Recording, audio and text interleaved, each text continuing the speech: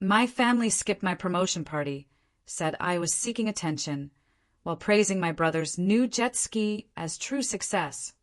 Then I stopped paying their mortgage, and suddenly I had all the attention. Can you imagine pouring your heart, soul, and years of financial support into your family, only for them to ditch your biggest career milestone to celebrate a jet ski?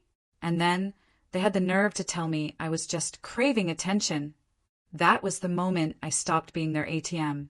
And let me tell you, the attention I got then was exactly what they deserved. My name's Eric, and I'm 33. For nearly a decade, I busted my back, put in the hours, and climbed the ladder at my firm. Senior Project Director. It wasn't just a fancy title, it was validation. It was every late night, every weekend sacrificed, every social event missed. It was mine, and all I wanted was to share it with the people who were supposed to be my biggest cheerleaders. My mom, my brother Jordan, my cousin Michelle, Uncle Ray. The glue, as they so lovingly called me after I bought Mom a reliable car, after I covered their mortgage when Dad passed away. So there I was in a quiet corner booth, meticulously folding a napkin, checking my phone every 10 seconds like a nervous teenager on a first date.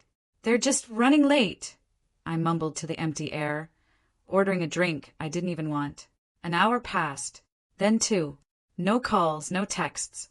The only thing buzzing was my banking app, reminding me the tab was steadily climbing. Too embarrassed to leave, too stubborn to admit they'd bailed, I told the waiter to bring out the food. It was as I took the first bite of my steak, trying to look utterly unbothered, that my phone lit up. Not with an apology, not with an ETA. No, this was a group photo. A huge, beaming picture of my mom, Jordan, Michelle, and Uncle Ray, all dressed up at some fancy beachside grill.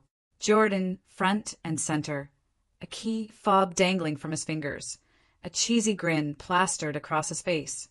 Behind him, a brand new, shiny jet ski on a trailer.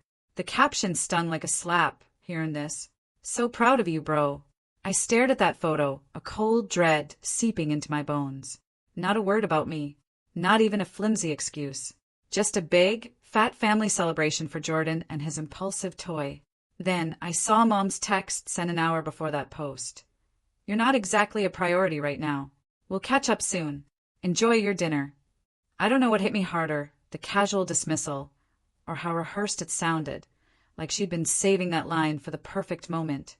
My celebration, my big moment, reduced to a non-priority. Just like that, I paid the $1,940 bill, left a 25% tip, because the staff had been kind enough to pretend they didn't notice how completely alone I was. I drove home in silence, the quietness deafening. When I got inside, I didn't turn on the lights. I just sat on the edge of my bed, scrolling through memory after memory like a silent, painful slideshow. Every grocery bill I'd covered. Every "I'll pay you back next week" that never came. Every emergency call that ended with me wiring money. Every time Mom said Jordan was just figuring himself out. Every lie I told myself that I wasn't being used. Then, a clarity I hadn't felt in years. I walked into my home office, logged into the shared mortgage account, the one I'd been silently funding for 3 years. $1,830 auto-deducted every month from my salary. I opened a new tab, clicked on the bank's contact, and with a click that felt monumental, I canceled it. Just like that. Then I grabbed a sticky note, scribbled 5 words, drove to the house I hadn't stepped foot in since Easter, and taped the note to the door. Let him pay it now. I didn't even wait. I drove off, phone on silent. I went to bed without brushing my teeth or changing clothes. The last thing I remember was the frantic pounding of my own heart. By morning, my phone was a buzzing inferno. 81 missed calls, most from Mom, a few from Jordan, 1 from Uncle Ray, and 3 frantic texts from Michelle. Call me now. Are you serious? We need to talk. I didn't answer a single one.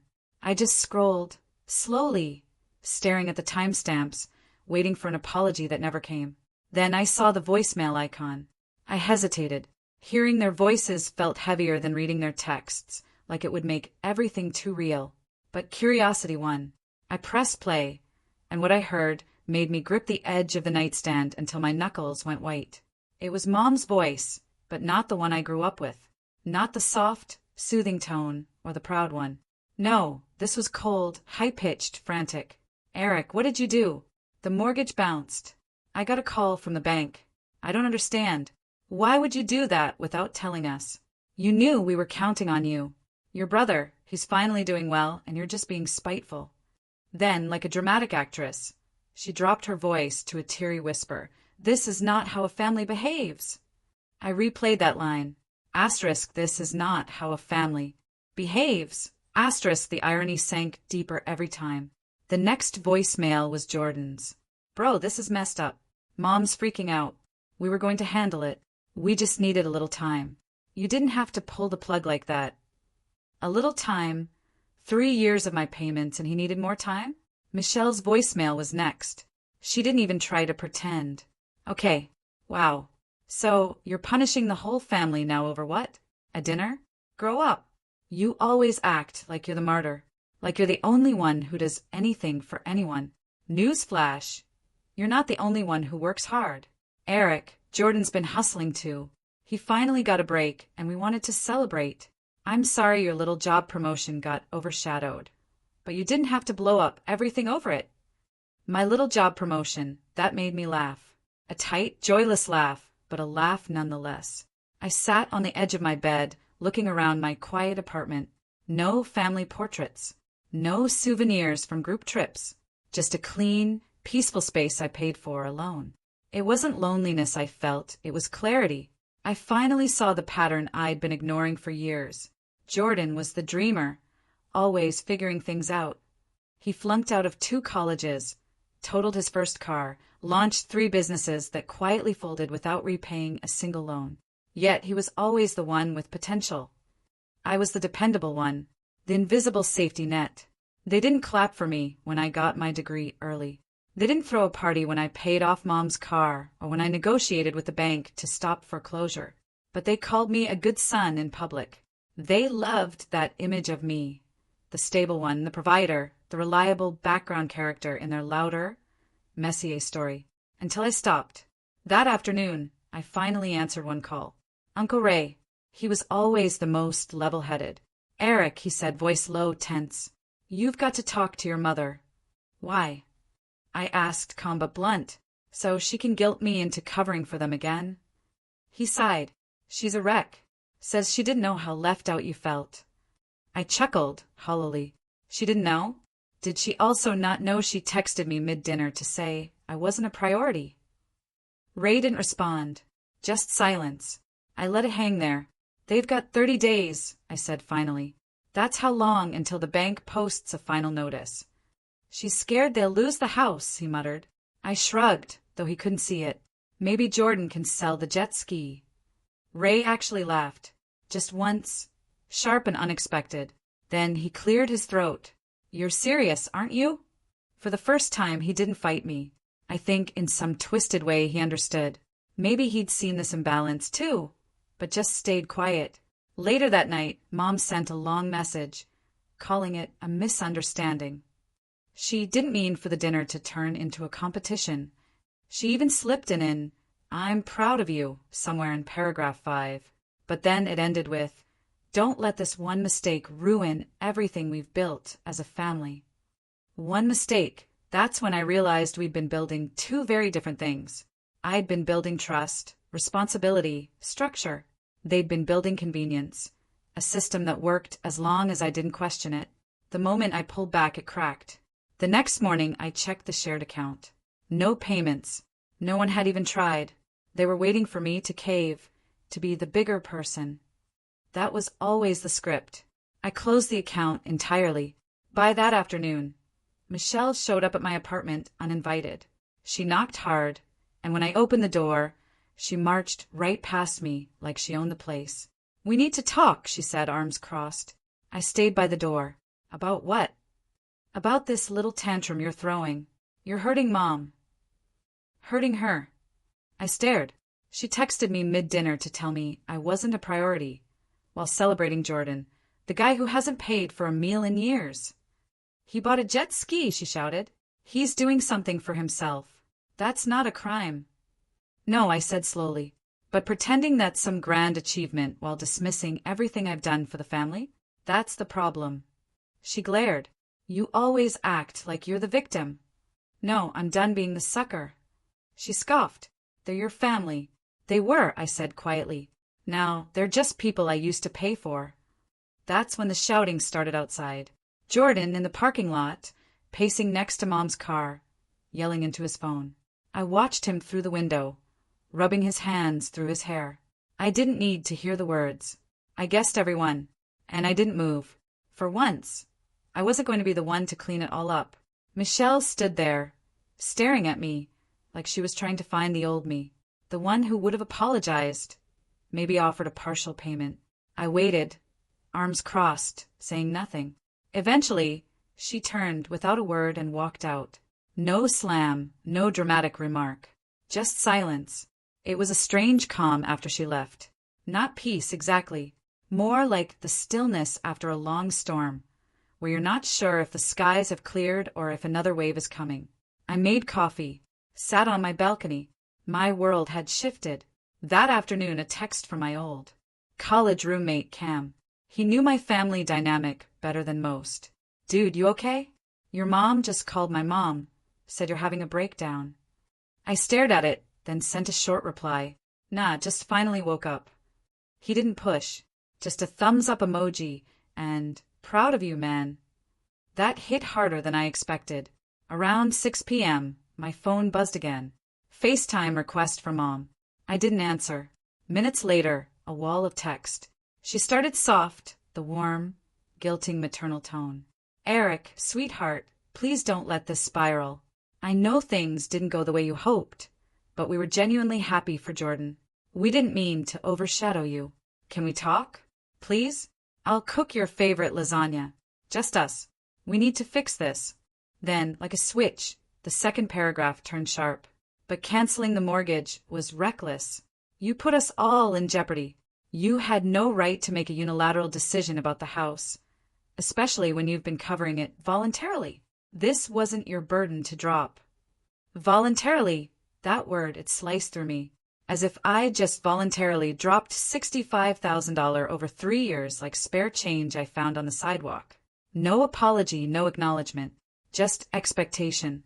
It echoed last Christmas when Jordan had gifted Mom a designer bag but used my credit card without asking.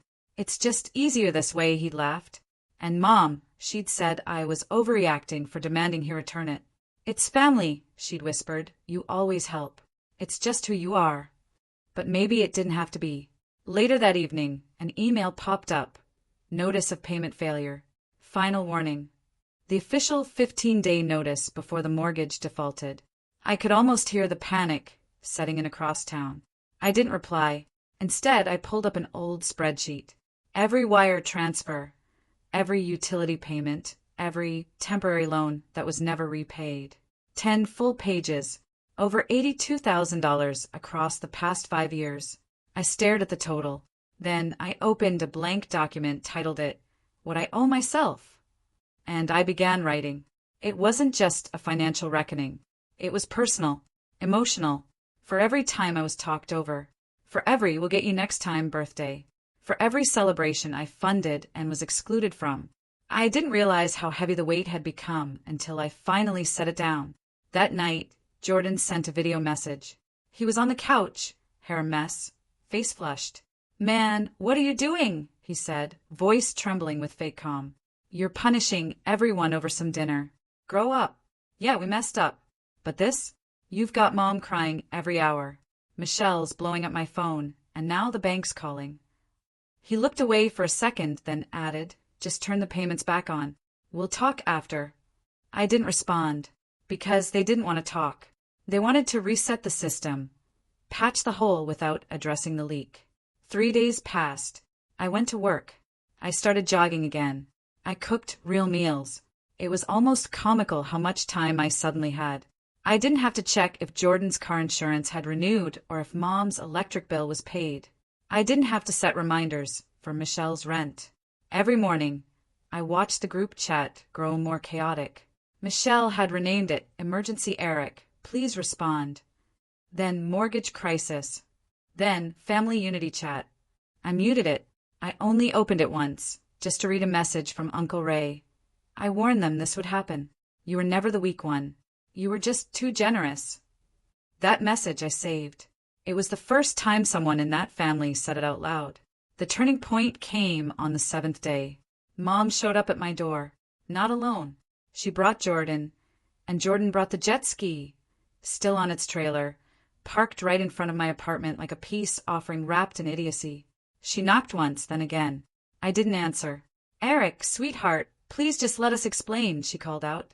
I watched from the peephole. Jordan was pacing, holding a paper. A bank notice, it looked like. Mom stepped back, looked directly at the door. "I know you're in there," she said softly. "You're proving your point. Okay, we get it. You're upset. But don't throw away your family over one mistake." Another one.